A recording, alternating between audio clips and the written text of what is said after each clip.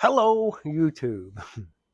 Been a couple of days. We made it through the storm. If you live where I live, do y'all hear the sirens? Anybody watching?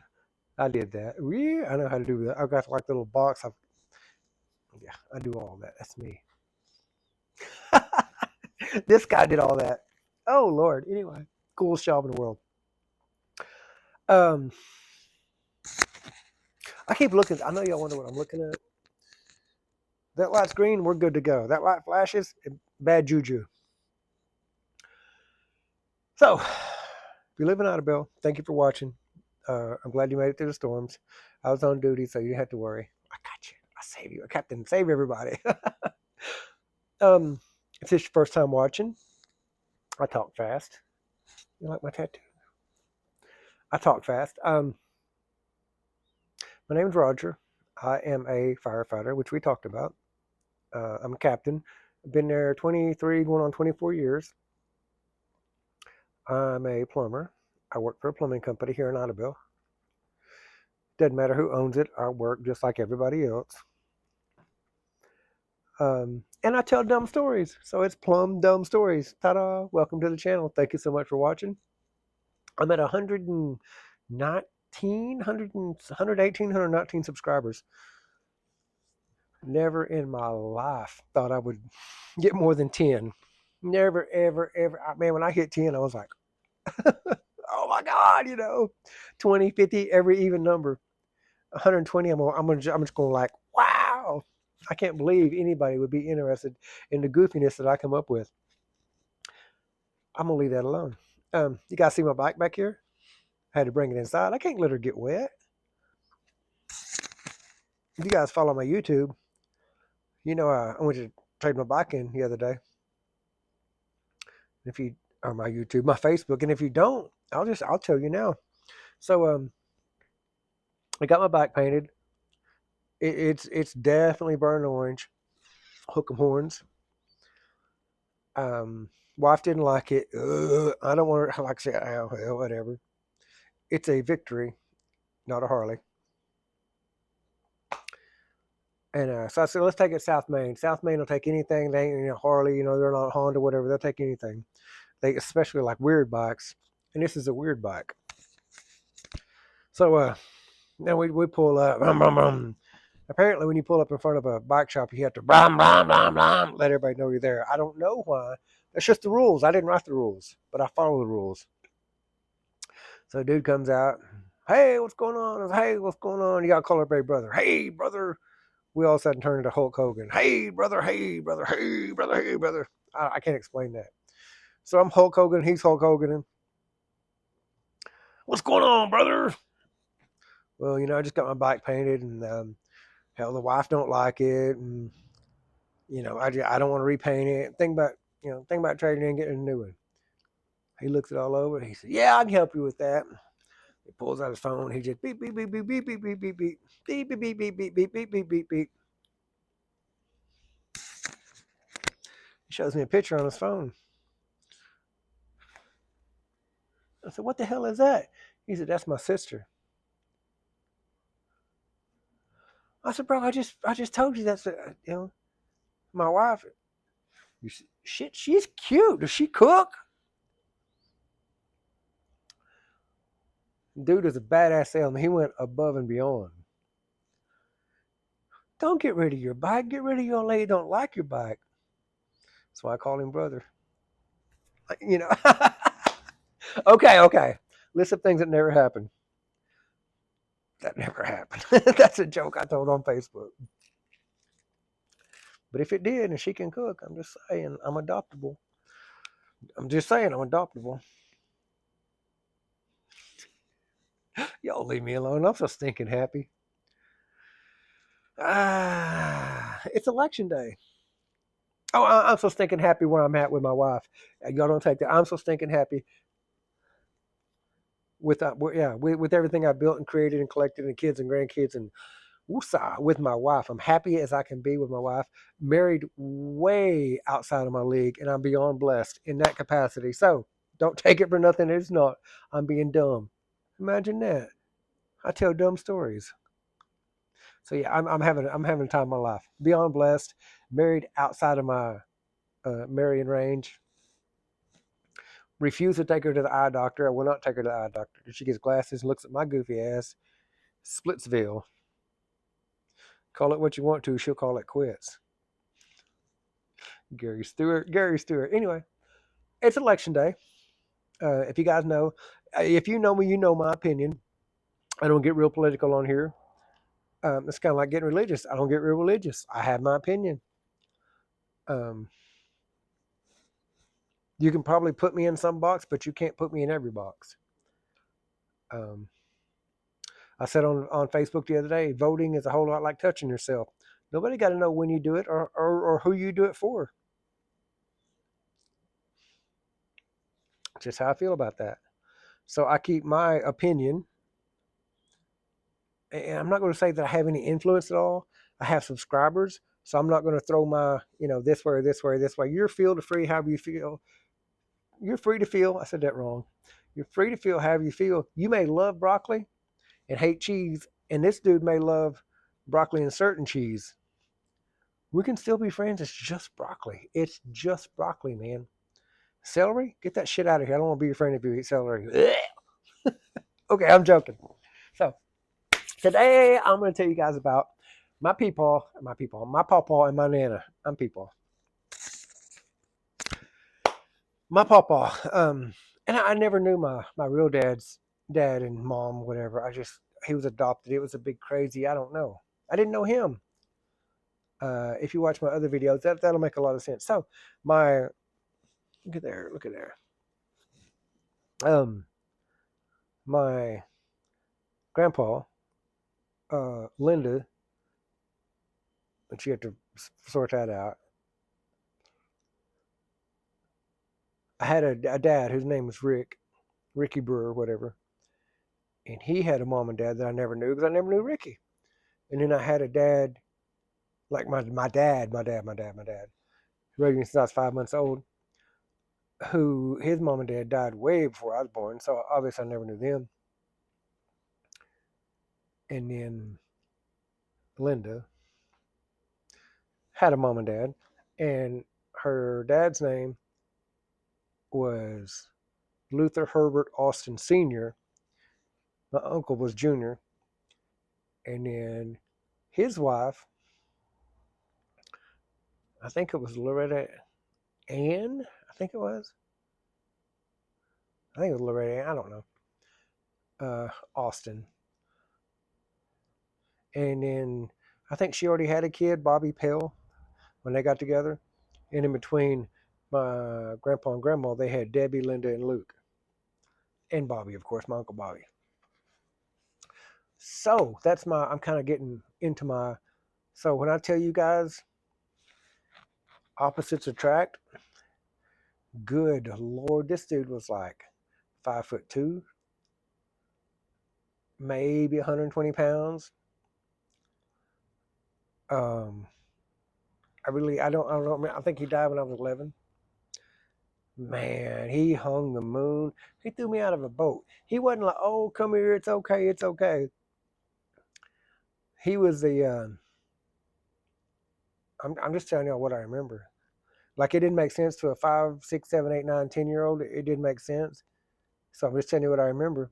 He'd say, y'all wait here. I'm going upstairs to screw your grandma.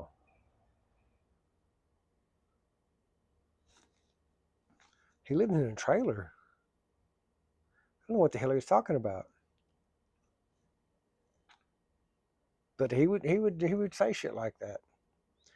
Whether he did or didn't, I don't know. And at the time, he lived in Eagletown. If you know where the wagon wheel is, he lived just trying to get my direct. He lived in the parking lot, but to the east of the wagon wheel, where the old beer to go used to be. That used to be a trailer house where he lived. But anyway, yeah, he'd say, and there's a pond right directly behind that, east and south a little bit. You could hit it. You could hit it with a rock from where the trailer set. You could hit it with a rock from the parking lot. That's where I learned to swim or drown, whatever. Yeah, he'd take us out there and pitch your ass off.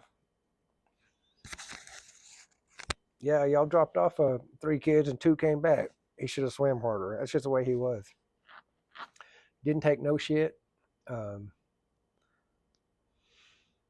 I don't really remember a whole lot about him.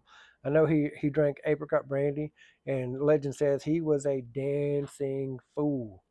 He danced with anybody any way you wanted to. Like this is the '70s, y'all. '70s, early '80s. It wasn't all this hoochie coochie boochie shit they do now. But yeah, they said that sucker was smooth as melted butter on glass.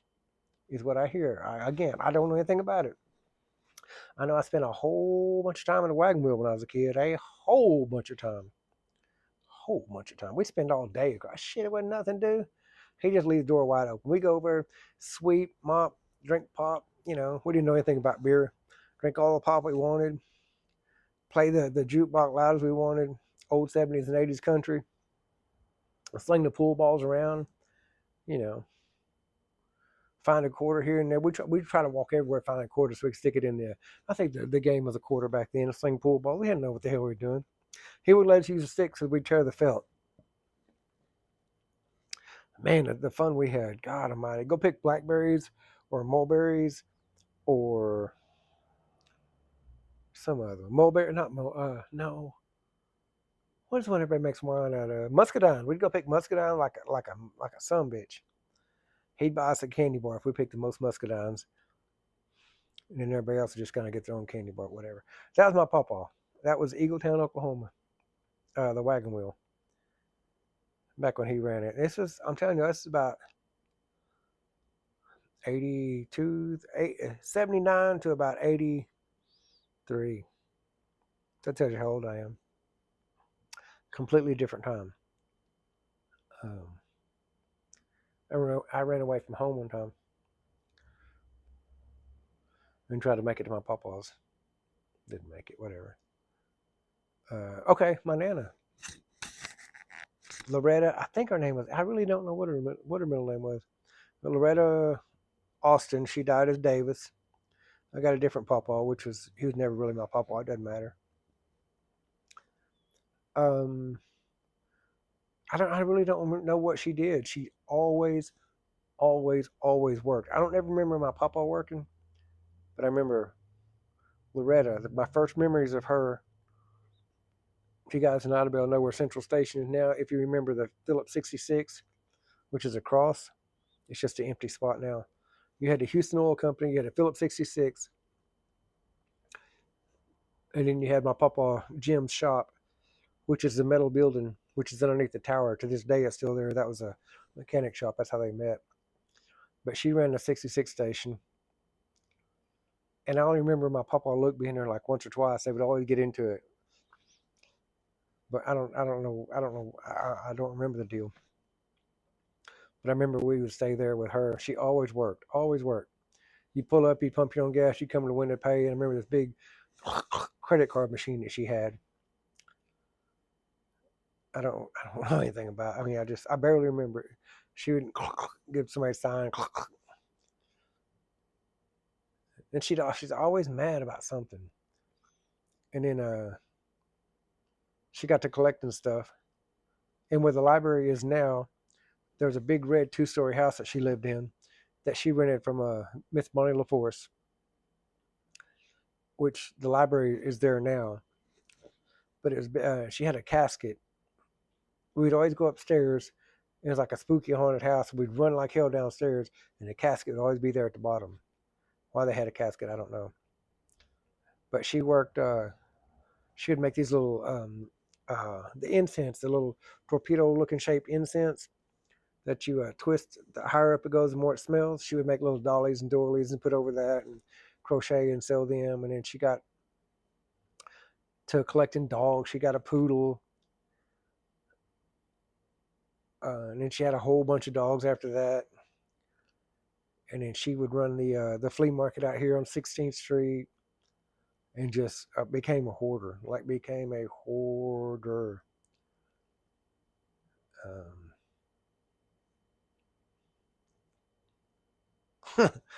I'll tell y'all a funny on that one. Um, I think flip phones were starting to fade a little bit about this time, and I don't remember what I was doing over there.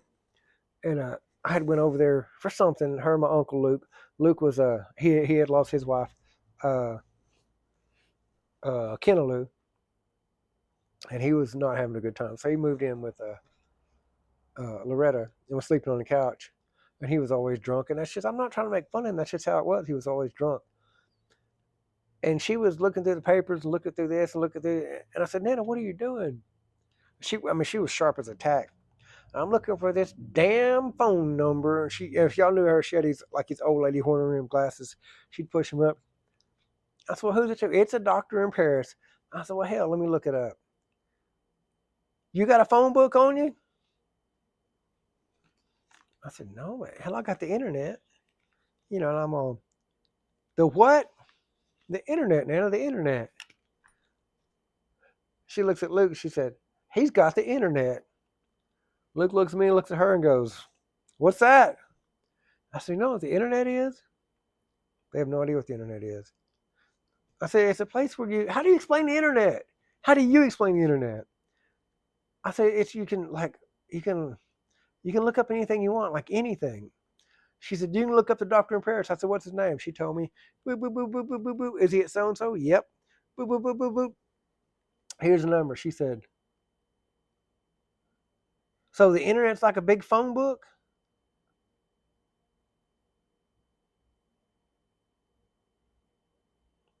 Yes, ma'am. The internet's a big phone book. Well, how about that, Luke? They got a big phone book right there on your phone. Well, I'll be damned. She passed away understanding the internet that she'd never been on was a big phone book.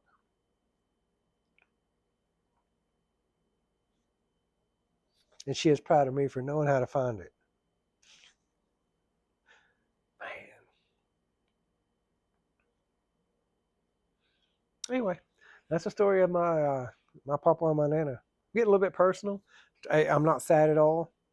I'm just kind of telling you guys some of the good memories I've had. I try to keep the good ones and forget the bad, if you will. Um, Thank you so much for watching. Like 100 and something, 100. I'm not nearly what Ricky Dye is.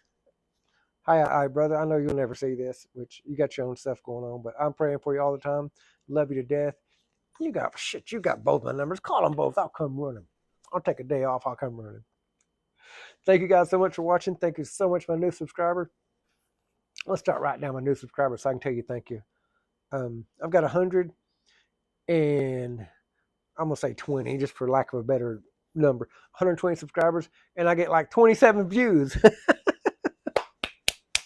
I love it. Thank you guys so much for watching. Love you all to death and I'll catch you in the next one. Bye.